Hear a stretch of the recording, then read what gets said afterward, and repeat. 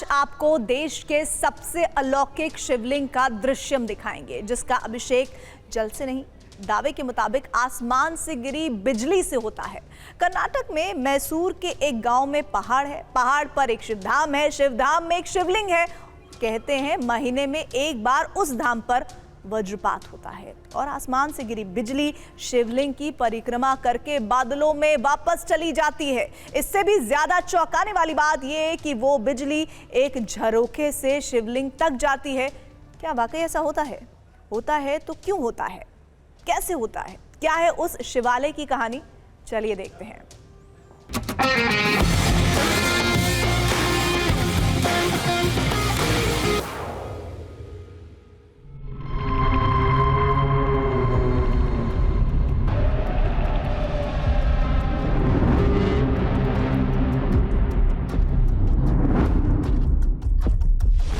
4000 सीढ़ियों के पार एक ऐसा संसार जिसे कोई नहीं जानता।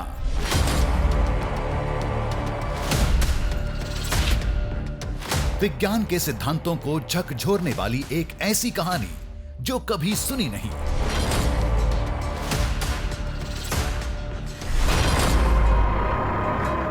भारतवर्ष के अनजान पर्वत का एक ऐसा दृश्य जिसकी कभी भनक तक नहीं लगी।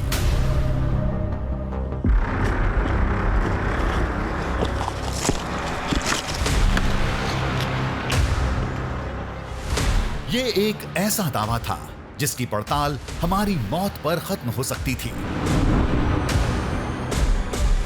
फिर भी हम उस शिखर पर जाने के लिए तैयार थे, उस शिवधाम को देखने जिसके शिवलिंग की परिक्रमा आकाश से गिरी बिजली करती है। सही सुना आपने, आसमान में तेज चमकने वाली बिजली।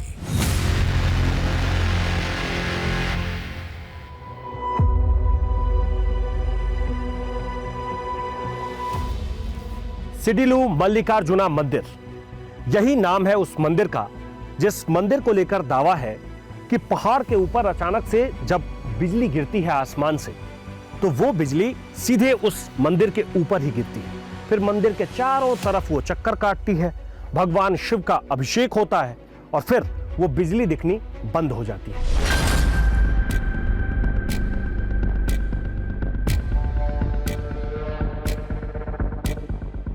ये सुनने में थोड़ा सा अजीब लगता है।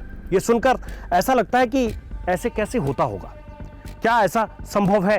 लेकिन लोगों का दावा है कि ऐसा पिछले कई सालों से होता चला आ रहा है।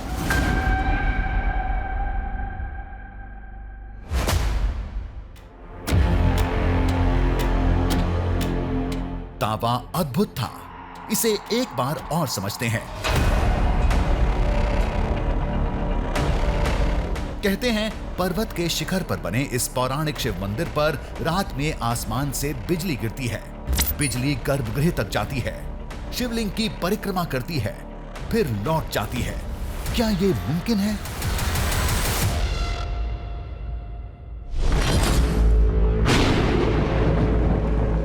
मुमकिन तो है। हिमाचल प्रदेश में कुल्लू के बिजली महादेव मंदिर को सभी जानते हैं। इस धाम की भी यही कहानी है, जहां अंतिम बार कई साल पहले बिजली गिरी थी। लेकिन कहते हैं इस शिवधाम पर महीने में एक बार बिजली जरूर गिरती है, लेकिन किस दिन और रात में किस समय ये पक्का नहीं।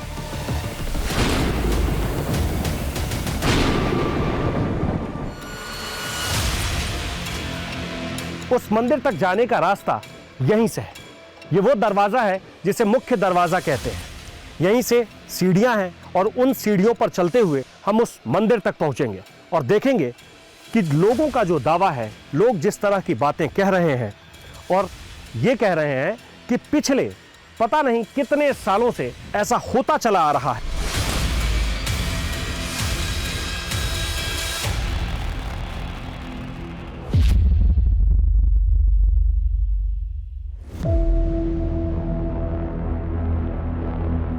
सीढ़ियां हमारे सामने थीं, जो हमें मंदिर तक ले जाएंगी, लेकिन इससे पहले कई कामों को अंजाम देना था।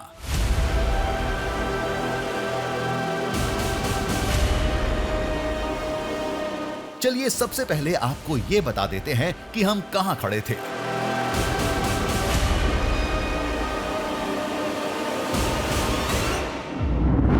हम थे कर्नाटक में मैसूर से करीब 80 किलोमीटर दूर बेट्टादपुरा के सिडलू मल्लिकार्जुन मंदिर के सामने।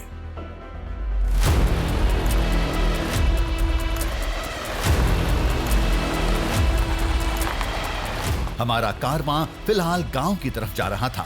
कई सवालों के जवाब जानने थे।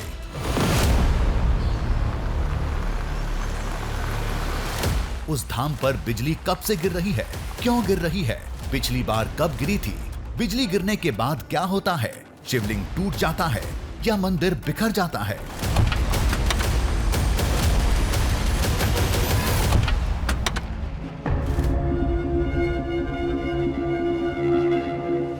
जब गांव पहुंचे तो एक बेहद अजीब बात से सामना हुआ।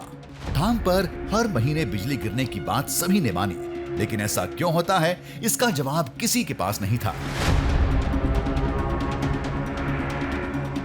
ऊपर एक शिवजी का मंदिर है। वो मंदिर के एक जगह पे सीधा आसमान पे बिजली आती है। वो बिजली आने का समय क्या होता है, चारों तरफ से वो बिजली घूम के फिर मंदिर पे आ जाते हैं। उसी समय को हम क्या लेते हैं, शिवजी का पूजा हो रही है। हम सब लोग ये मानते हैं शिवजी का पूजा हो रही है वो समय। शिवलिंग तो देखे हैं दुनिया में, लेकिन ऐसा चमत्कारिक शिवलिंग पूरे भारत इतिहास में कहीं भी नहीं देखा। हमें लगा था लोगों के पास कोई पौराणिक कहानी होगी, उसके दम पर दावे को सच बताया जाएगा, लेकिन ऐसा कुछ नहीं था। कुछ लोगों के मुताबिक वो मंदिर एक रक्षक है जो आकाशीय बिजली को अपने ऊपर लेकर हर संकट से गांव की रक्षा करता है। मल्लिकार्जुन स्वामी जी का मंदिर है ना, इसके ऊपर सबसे पहले बिजली गिरती है।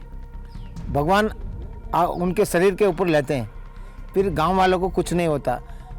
बिजली चारों ओर परिक्रमा करके फिर लुप्त हो जाती है।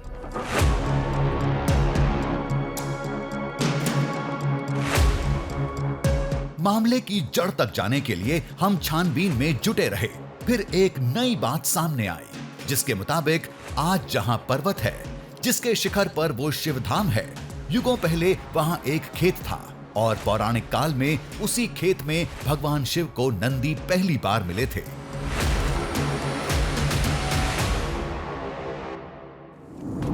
पौराणिक मान्यता के मुताबिक नंदी महाराज ऋषि शिलाद के पुत्र थे, जो भगवान शिव के वरदान से शिलाद ऋषि को एक खेत में मिले थे। बाद में नंदी के अल्पायु होने की बात पता चली तो महर्षि शिलाद ने नंदी को उसी खेत में भगवान शिव को समर्पित कर दिया।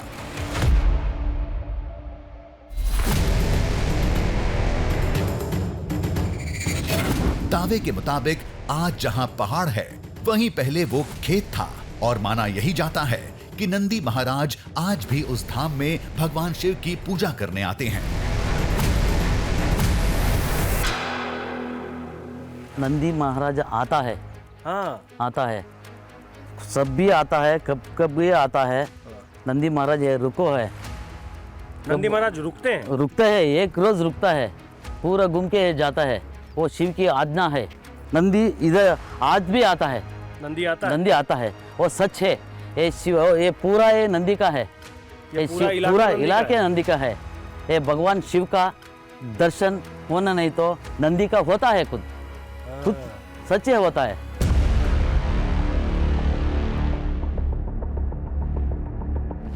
पहाड़ पर बिजली गिरते लोगों ने देखा है और नंदी की कहानी में इनकी गहरी आस्था है, जिसे हमने सिरे से खारिज कर दिया।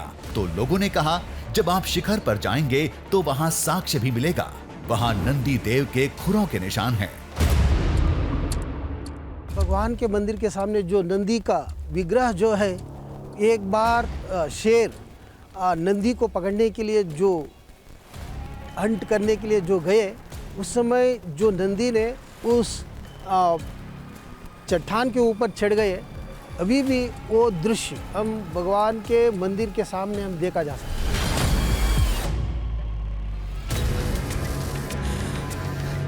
इस दावे का कोई तुक नहीं बनता। ऐसी बहुत सी कहानियां हमने पहले भी सुनी हैं। हमारी ज्यादा दिलचस्पी बिजली गिरने और उसके गर्भगृह तक जाने में थी, जिसे गांव वाले हर महीने देखते हैं। चमकता है उधर एक, हम भी देखो है बिजली बिजली चमकता है वो रात का टाइम।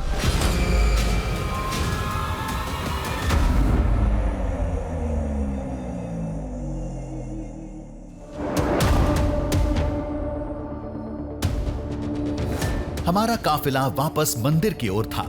अगला पड़ाव था पहाड़ के शिखर का वो अलौकिक शिवधाम। फिर भी गांव से निकलते समय कुछ लोगों ने हिदायत दी थी, नंदी महाराज की कहानी को यूं हवा में मत उछालो, वो आज अपने पीछे निशानियां छोड़ जाते हैं। ये भगवान का ऐसा मंदिर है कि यहाँ पर नंदी भगवान खुद शिवजी भगवान के ऊपर मिलने के लिए आते हैं, लेकिन कई बार तो निशानी भी मिली है।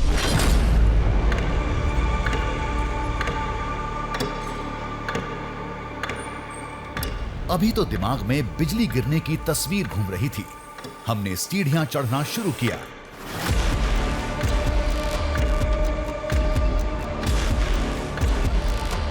इनकी तादाद कोई नहीं जानता। एक अनुमान के मुताबिक ये 4000 के आसपास हैं। इनकी मदद से चोटी पर आराम से पहुंचा जा सकता है।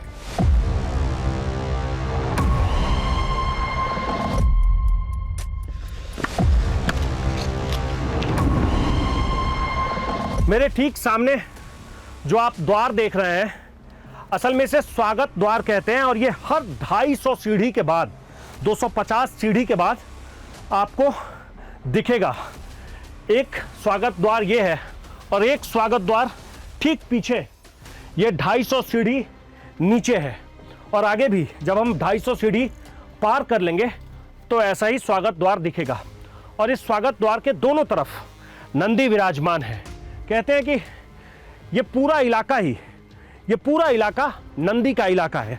इसे गौपुरम भी कहते हैं।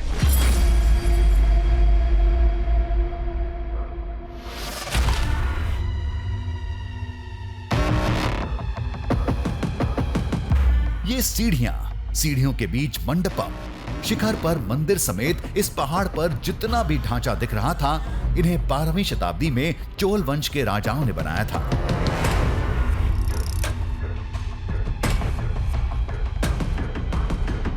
लेकिन मान्यता के मुताबिक ये जगह युगों पुरानी है। उस समय की जब यहाँ पहाड़ नहीं, एक पठार था, ऊंचे मैदान जैसा, जहाँ एक शिव मंदिर था। कहते हैं उस पौराणिक मंदिर के अवशेष आज भी इस पहाड़ के अंदर मौजूद हैं।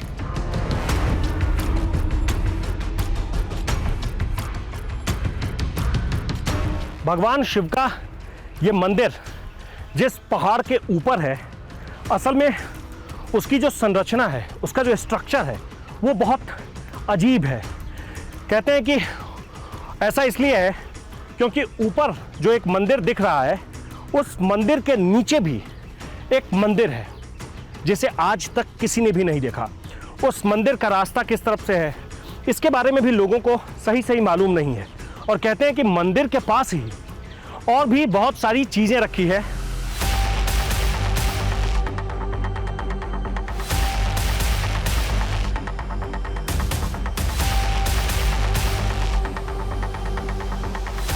हमने एक बात गौर की, पूरे रास्ते नंदी महाराज की मूर्तियों की भरमार थी। लोग इसी के दम पर कहते हैं कि यह नंदी का स्थान है। लेकिन हमें ऐसा नहीं लगता। हर शिव मंदिर में नंदी की प्रतिमा होती है। यहां कुछ ज्यादा है, लेकिन यह सब महज एक इत्तेफाक है।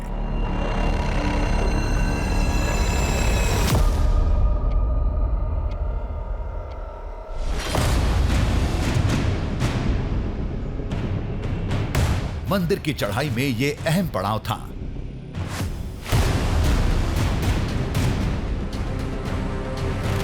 एक खंबे पर नंदी की अद्भुत मूर्ति थी।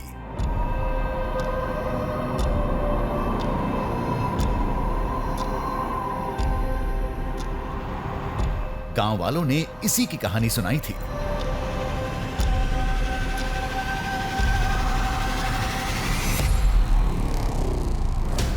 मंदिर के ठीक सामने ये नंदी किला है। कहते हैं कि एक बार नंदी को इसी इलाके में एक शेर ने दौड़ा दिया था। शिकार करने के लिए शेर जैसे ही नंदी के करीब पहुंचा तो नंदी अपनी जान बचाने के लिए यहाँ ऊपर जाकर बैठ जाते हैं और कहते हैं कि तब से वो आज तक यहीं बैठे हुए हैं।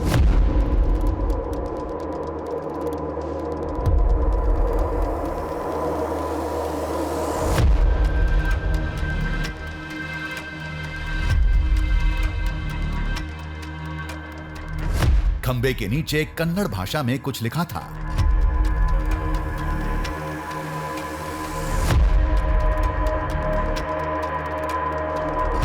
वहीं एक निशान भी था जो देखने में किसी मवेशी के खुर का लग रहा था।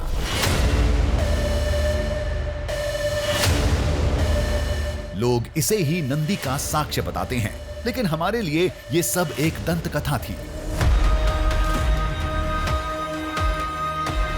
कहते हैं कि यहाँ से वो भगवान शिव को देखते रहते हैं। कहते हैं जब जरूरत होती है तो वो भगवान शिव के लिए द्वारपाल का काम करते हैं और जब उन्हें कहीं जाना होता है तो वो उनकी सवारी बन जाते हैं।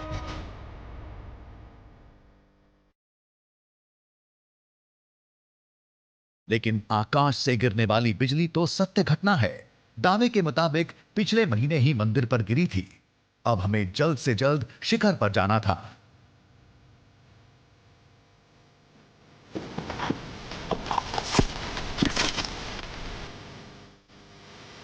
बिजली गिरने के बाद क्या होता है ये कोई नहीं जानता। माना जाता है कि वो गर्भगृह में शिवलिंग की परिक्रमा करके लौट जाती है। चोटी पर पहुंचने से पहले ये आखिरी शिव मंडपम है जिसमें नंदी विराजमान है। कहते हैं कि वैसे भी शिव और नंदी का जो रिश्ता है वो देवता और भक्त का रिश्ता नहीं है, वो रिश्ता पिता और पुत्र का रिश्ता है।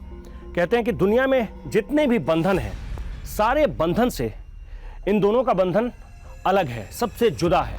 कहते हैं कि ये पिता और पुत्र का आध्यात्मिक रिश्ता है।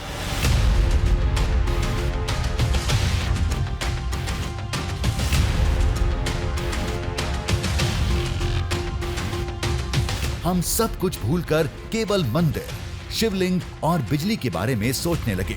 कुछ ही देर बाद हमारे कदमों ने शिखर पर दस्तक दे दी।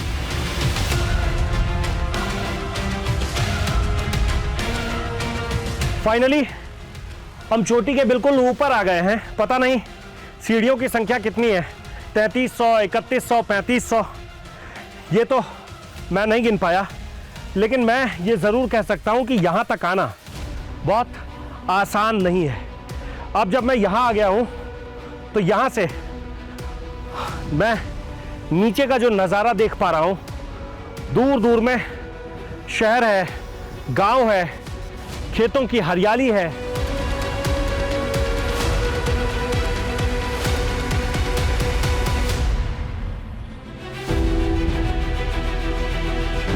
सालों पुराना मंदिर लगभग खंडहर में बदल चुका था। गांव वालों ने थोड़ी सहेजने की कोशिश की थी, लेकिन ये नाकाफी था।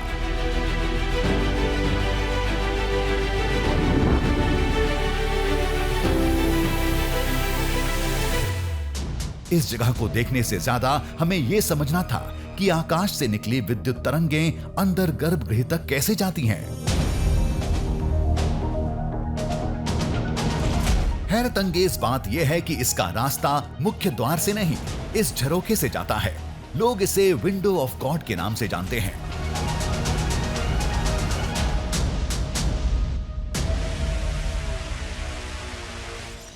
मंदिर के ठीक बीच में जो गर्भगृह है, गर्भगृह के बगल में जो दीवार खड़ी है, उसी दीवार में ये खिड़की है। इस खिड़की में 1 2 3 4 5 6 7 8 9 10 11 12 13 14 15 होल बने हैं। कहते हैं कि ये असल में खिड़की नहीं है। बिजली से महादेव का जो अभिषेक होता है, आसमान से जो बिजली गिरती है और महादेव का जो अभिषेक होता है वो यहीं से होता है। इसीलिए इसे चमत्कारिक खिड़की भी कहते हैं और लोग इसे कहते हैं कि ये भगवान की खिड़की है।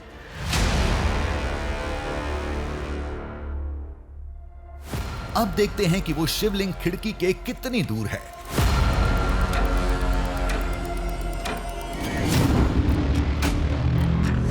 गर्भगृह में दिन के वक्त भी बहुत अंधेरा था। ठीक से देखने के लिए लाइट की मदद लेनी पड़ी। जिस खिड़की को लेकर यह दावा है कि उसी खिड़की से आकाशीय बिजली अंदर की तरफ प्रवेश करती है और फिर इस रास्ते जाकर ठीक इसके सामने जो शिवलिंग है उस शिवलिंग के चारों तरफ वो चक्कर काटती है। मतलब इस गर्भगृह के ठीक सामने वो खिड़की है, जिस खिड़की में टोटल 15 होल है और कहते हैं कि किसी भी होल से वो बिजली अंदर की तरफ प्रवेश करती है और फिर यहां जाकर वो चक्कर काटती है। यहां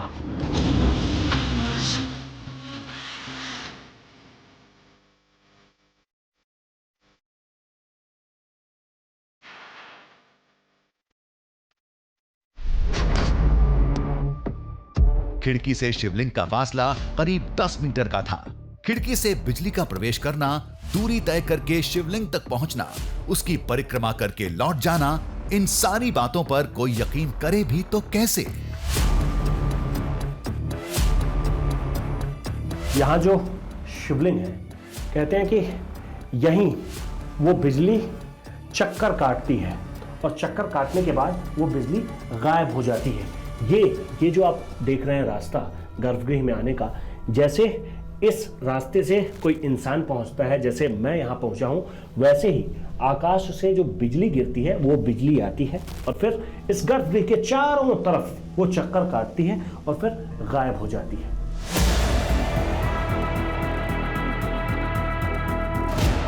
आकाशीय बिजली में हजारों वोल्ट करंट होता है। जहां भी गिरती है तबाही मचा देती है, लेकिन यहां तो तबाही का कोई निशान नहीं था।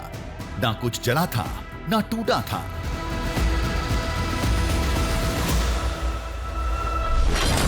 तभी गर्भगृह के पास वो हिस्सा दिखा जहां से कभी पहाड़ के अंदर पड़े पौराणिक मंदिर के अवशेष दिखते थे। बाद में खतरे के चलते इसे बंद कर दिया गया। इस मंदिर का ये वो हिस्सा है जिस हिस्से से आधी दूरी है जहां गर्भगृह है, जहां शिवलिंग है, और आधी दूरी इस तरफ है जहां वो खिड़की है, जहां से आकाशीय बिजली अंदर की तरफ आती है। और बीच में आपको एक वर्गाकार ऐसा हिस्सा दिखेगा जैसे देखकर ही लगता है कि इसे बाद में बंद किया गया है या फिर ये अचानक ही दिखना बंद हो गया है। इसकी मान्यता ये है, कहते ये है कि यहां से इसके नीचे जो मंदिर है वो मंदिर पहले दिखता था। एक तरफ वो खिड़की जहां से आकाशीय बिजली अंदर आती है, दूसरी तरफ वो शिवलिंग जिसकी परिक्रमा होती है, और बीच में पौराणिक मंदिर का ये बंद पड़ा रास्ता जो कभी खुला करता था। क्या इन तीनों का आपस में कभी कोई नाता था?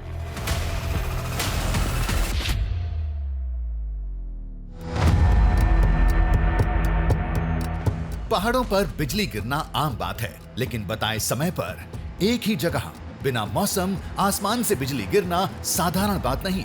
उस पर दावा ये कि बिजली खिड़की के रास्ते गर्भगृह में जाकर शिवलिंग की परिक्रमा करती है, ये तो गले से भी नहीं उतरता। बिना पड़ताल हम दावा खारिज नहीं कर सकते। दावा परखने के लिए हमें रात में रुकना होगा, और इसमें खतरा था। अगर सच में आसमान का करंट पहाड़ में उतरा तो जान भी जा सकती थी, लेकिन हमें यह खतरा उठाना होगा।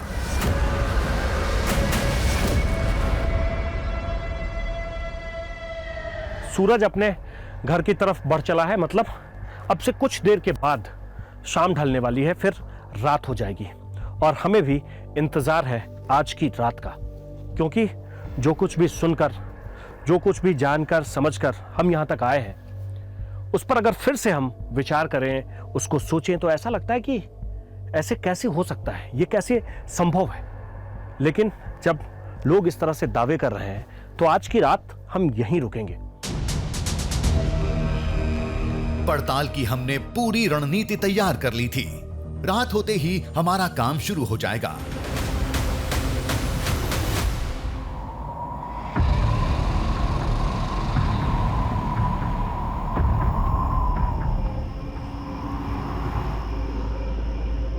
हमारा पहला लक्ष्य था मंदिर पर गिरती बिजली को कैमरे में कैद करना। उसके लिए चढ़ाई शुरू करने से पहले ही दूर एक कैमरा लगा दिया था जो पहाड़ की हर हलचल को रिकॉर्ड कर रहा था। शिवलिंग पर हम खुद निगाह रखेंगे। हजारों वोल्ट की बिजली वहां से गुजरी तो अपने निशान जरूर छोड़ जाएगी। कैमरा रखना रिस्की था, वो पल में खाक हो जाएगा। रात का वक्त है, देर रात हो चुकी है और अब हम बस इसी इंतजार में हैं कि जितनी भी बातें हमने सुनी है या लोगों ने कही है वो कैसे संभव होता है, यहाँ वो कैसे यहाँ होता है। क्या वाकई में इस तरह की चीजें अभी आज की तारीख में भी होती होंगी?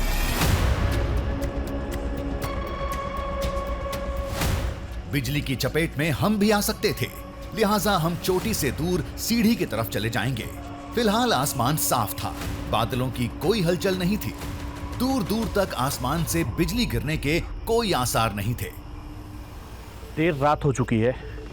ऊपर जब आसमान देख रहे हैं तो बिल्कुल साफ है, तारे टिमटिमा रहे हैं। शाम के वक्त में जो थोड़े बहुत आसपास में बादल लगे हुए थे, काले बादल दिख रहे थे, वो सभी बादल अब छट गए। यहाँ से बिल्कुल साफ आसमान दिख रहा है। ऐसे में इस बात पर यकीन करना कि अचानक ही बिजली चमकेगी, अचानक ही वो बिजली यहाँ गिर जाएगी, अचानक ही वो मंदिर में प्रवेश कर जाएगी, इसके लिए बस एक ही रास्ता है, इंतज़ार करना।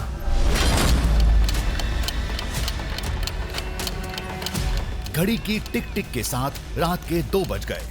हम सुरक्षित स्थान की तरफ जाने ही वाले थे कि अचानक मौसम का रुख बदलने लगा।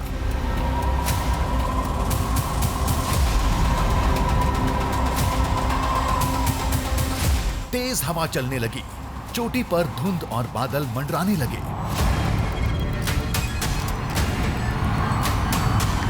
रात के तकरीबन 2 बज रहे हैं और मंदिर के आसपास चारों तरफ ये घने बादल अचानक ही मंडराने लगे हैं।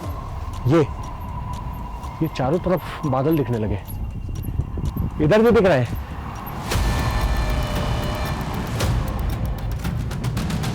मौसम की ये करवट समझ से परे थी। ये सब कुछ रहस्यमयी लग रहा था। कुछ देर पहले आसमान साफ था, एकदम से ये कैसे बदल गया? आओ इस वाले हिस्से में आओ।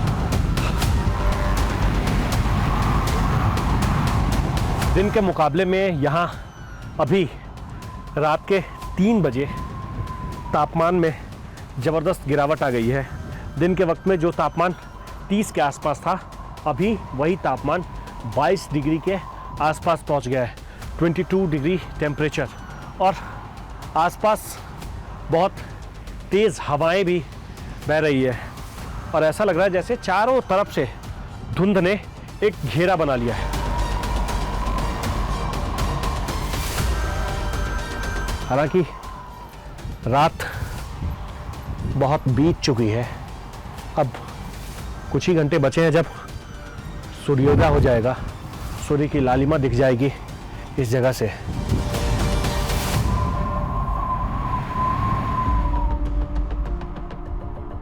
हम सतर्क थे, किसी भी वक्त बिजली गिर सकती थी। हम सीढ़ी की तरफ किनारे खड़े हो गए। कुछ देर तक हवा चली, फिर सब कुछ शांत हो गया।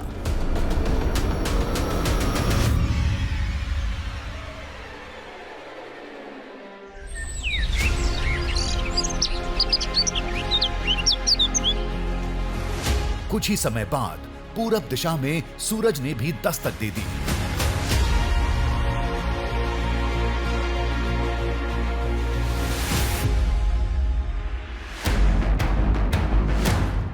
सुबह होते ही हमने नीचे का रुख किया। रात में आसमान से बिजली नहीं गिरी। गांव वालों के मुताबिक महीने में एक बार जरूर गिरती है। दिन तारीख तय नहीं है, लेकिन 2 घटनाओं के बीच में 25 से 30 दिन का फासला रहता है। उस हिसाब से रात में बिजली गिरनी चाहिए थी।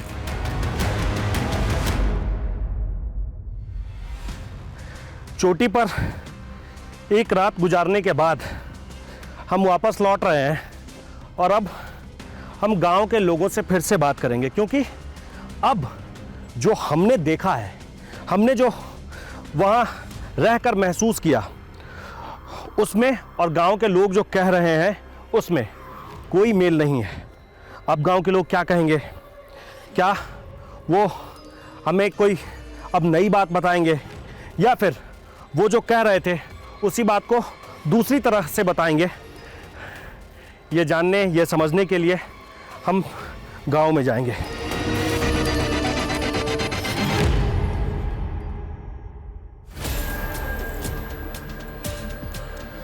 तमाम उधेड़-बुन के साथ हम नीचे उतरते जा रहे थे, तभी सीढ़ियों पर कुछ दिखा।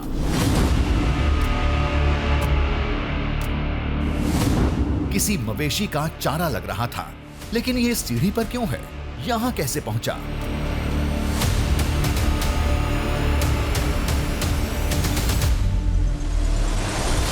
ये शिखर के ठीक पहले वाला मंडपम था, जहां हम कल कुछ देर के लिए बैठे थे। चोटी पर पहुंचने से पहले ये आखिरी शुभ मंडपम है जिसमें नंदी विराजमान है।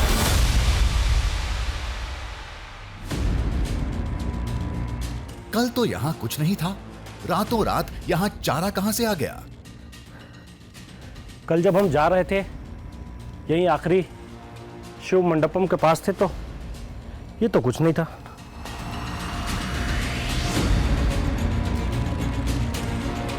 ये ऐसा लग रहा है जैसे आसपास कोई जानवर हो, कोई मवेशी हो जो अपना चारा यहां छोड़कर।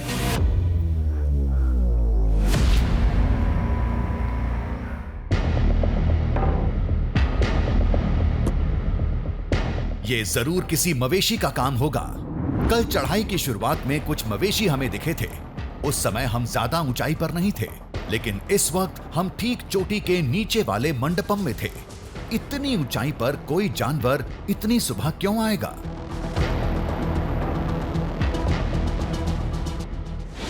घासों पर दांत से काटने के निशान भी थे, ठीक वैसे जैसे गाय या बैलों के खाने से होता है। इतने ऊपर तक तो किसी मवेशी का आना मुश्किल ही लग रहा है। क्या हो सकता है? ये तो अचानक ही दिख गया। ये बिल्कुल वैसा ही लग रहा है जैसे किसी मवेशी ने चारा खाकर छोड़ दिया हो कुछ।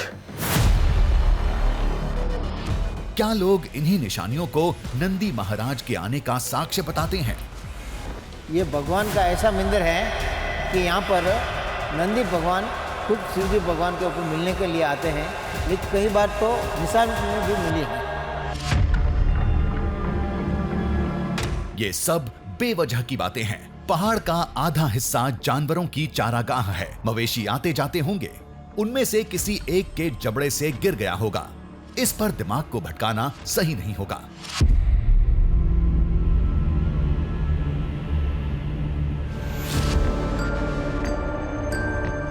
गांव पहुंचते ही हमने लोगों को रात की कहानी बताकर सच्चाई जानने की कोशिश की।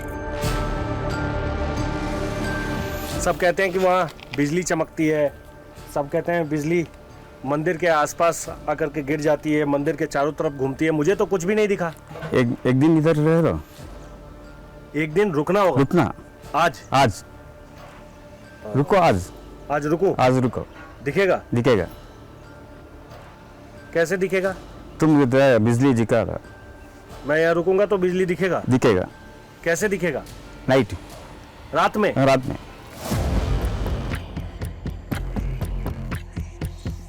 लोगों के जवाब ने हमारे उत्साह पर पानी फेर दिया।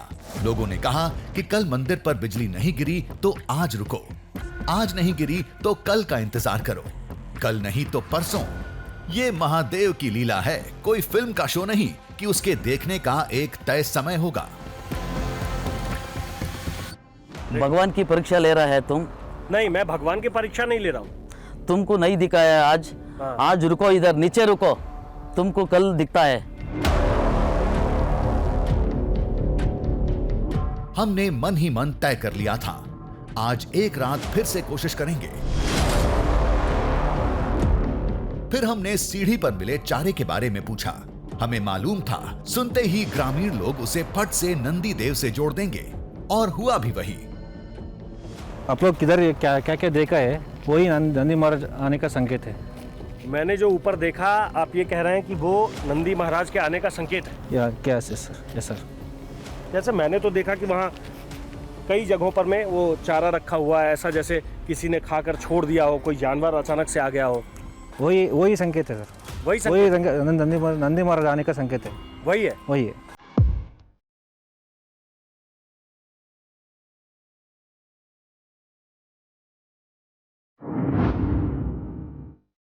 चारे वाली कहानी को दिमाग से निकालकर हम फिर मंदिर के नीचे पहुंचे। जब इतना कर लिया तो एक रात और कोशिश करते हैं। अगर बिजली नहीं गिरी तो भी एक अद्भुत मंदिर का दृश्यम हमारी झोली में होगा।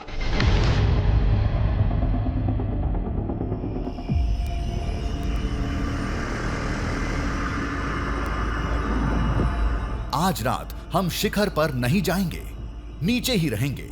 वैसे भी बिजली गिरी तो हमें आवाज सुनाई देगी। आज की रात हम यहीं बिताने वाले हैं। हमारे हाथ में ये गोप्रो कैमरा है। इस कैमरे को हम लगाकर छोड़ देंगे और देखेंगे कि क्या वाकई में ऐसा होगा जैसा लोग बहुत भरोसे के साथ, बहुत दावे के साथ कह रहे हैं। गोप्रो कैमरा हमने वहीं लगाया जहां कल लगाया था। कल की तरह आज भी पर्वत की हर हलचल पर इसकी निगाह रहेगी।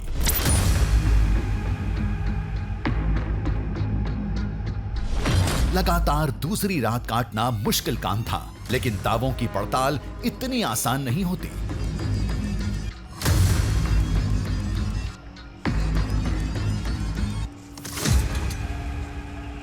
आज भी आसमान बिल्कुल साफ था, तारे चमक रहे थे। मौसम बदलने की दूर दूर तक कोई संभावना नहीं थी। आज भी आसमान बिल्कुल साफ है। ऐसा कहीं कुछ किसी भी तरह से ऐसा नहीं लग रहा है कि आज की रात भी या तो बादल गरजने वाले हैं या फिर बिजली चमकने वाली है या बिजली गिरने वाली है। ऐसा कुछ भी नहीं लग रहा है, कहीं से भी नहीं लग रहा, दूर दूर से भी नहीं लग रहा है।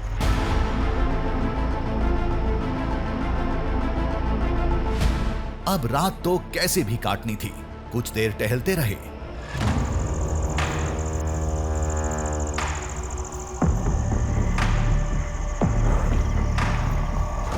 दिन भर की थकान हावी थी। कुछ ही देर में आंख लग गई।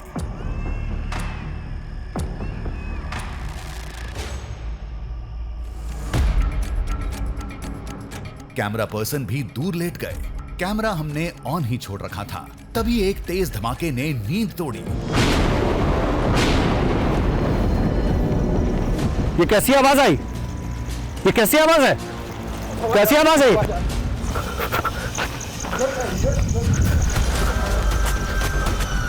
हम तेजी से गोप्रो कैमरे की ओर भागे।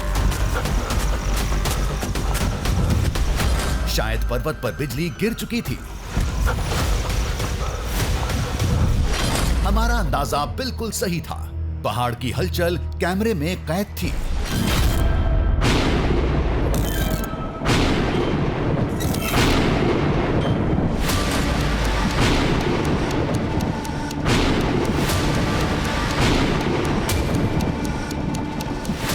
जिस आवाज से नींद टूटी थी वो पहाड़ पर बिजली गिरने की थी।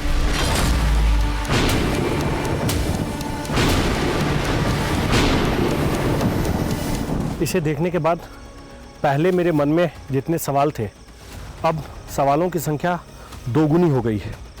क्या इसे देखकर हम ये मान लें कि लोग जो कुछ भी कह रहे हैं वो सब सच है, या फिर ये प्राकृतिक है? किसी नतीजे पर एक बार में पहुंच पाना बहुत मुश्किल है।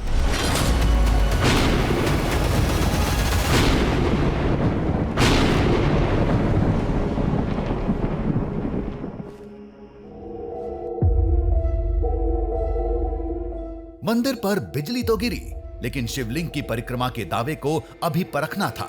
सुबह शिखर पर जाएंगे और इसे समझने की कोशिश करेंगे। देखते हैं बिजली गिरने के बाद शिवलिंग की क्या हालत है।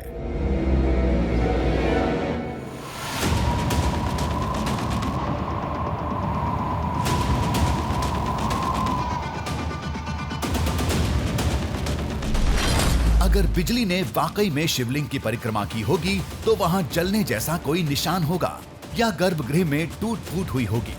कुछ तो जरूर हुआ होगा।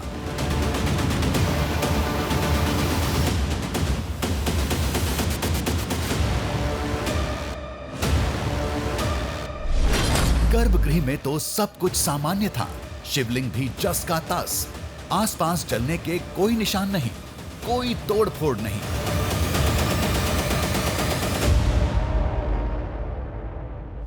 रात के वक्त में कैमरे में जब हमने देखा कि बहुत तेज बिजली चमक रही है, जब ऐसा दिखा तो हमने फिर से ये तय किया कि हम ऊपर आएंगे। लेकिन मंदिर के किसी भी हिस्से में हमें ऐसा कुछ भी नहीं दिख रहा है जिससे हम ये मान लें कि यहाँ कहीं भी आसपास में बिजली गिरी होगी। किसी भी हिस्से में नहीं है। इस तरफ आना, ये सब कुछ बिल्कुल वैसे ही है। फिर ये किस तरफ हुआ होगा? आसमान की बिजली किसी ढांचे पर गिरती है तो तबाही मचा देती है। खाली जमीन पर गिरे तो गड्ढा हो जाता है। लेकिन यहां तो सब कुछ सामान्य था, जबकि बिजली रात में गिरी थी।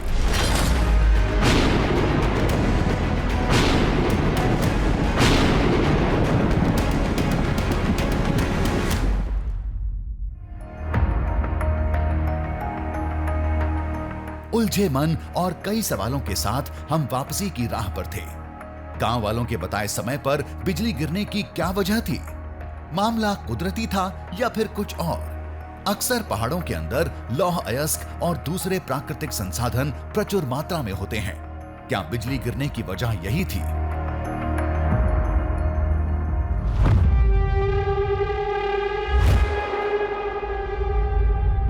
गांव वालों ने बताया भी था, पहाड़ के अंदर एक प्राचीन मंदिर के अवशेष हैं। कहीं हर महीने बार बार बिजली गिरने की वजह यही तो नहीं? देखिए, वो तो धर्म और आस्था का विषय है, परंतु जहाँ तक बात विज्ञान की है तो एक ही जगह पे बार बार वज्रपात इस वजह से होता है क्योंकि वो एरिया जो है वो किसी ऊंचाई पर होता है। तो इस वजह से क्या होता है कि वहाँ पे जो है जब वज्रपात होता है तो उसमें नेगेटिव चार्ज जो होते हैं हमारे बादलों में, वो एक पॉजिटिव चार्ज ढूंढने का प्रयास करते हैं ज़मीन पर। तो जो ऊंची जगह होती है वहाँ पे उनको वो पॉजिटिव चार्ज मिल जाता है और जिसके कारण वहाँ पर वज्रपात होता है। और चूंकि वो जगह ऊंचाई पर है, वहाँ पर अक्सर वज्रपात होते रहेंगे। वजह जो भी हो, लेकिन महादेव के इस धाम का दृश्यम वाकई अद्भुत था।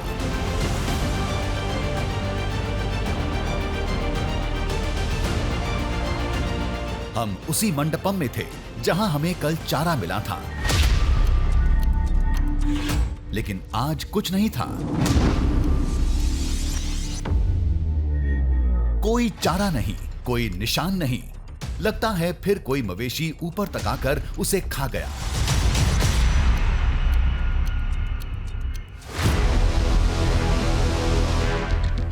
लेकिन एक बात जरूर है, ये पर्वत, ये धाम, यहां बहुत कुछ ऐसा है जिसे नए सिरे से खोजा जाना चाहिए।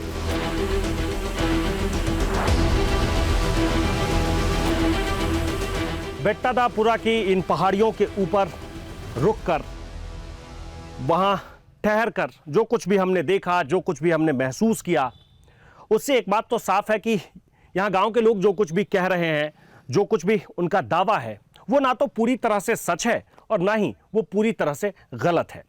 एक बात और, मैसूर की ये जो पहाड़ियाँ हैं, इसमें पता नहीं कितने रहस्य छिपे हुए हैं जिसका जवाब किसी के पास नहीं है। और आने वाले समय में भी इस रहस्य को कोई सुलझा पाएगा ऐसा लगता नहीं है।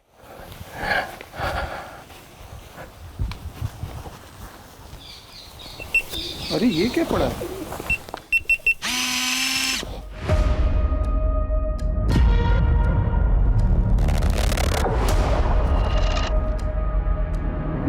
ये भगवान का ऐसा मंदिर है कि यहाँ पर नंदी भगवान खुद शिव जी भगवान के ऊपर मिलने के लिए आते हैं, लेकिन कई बार तो मिसाल में भी मिली है।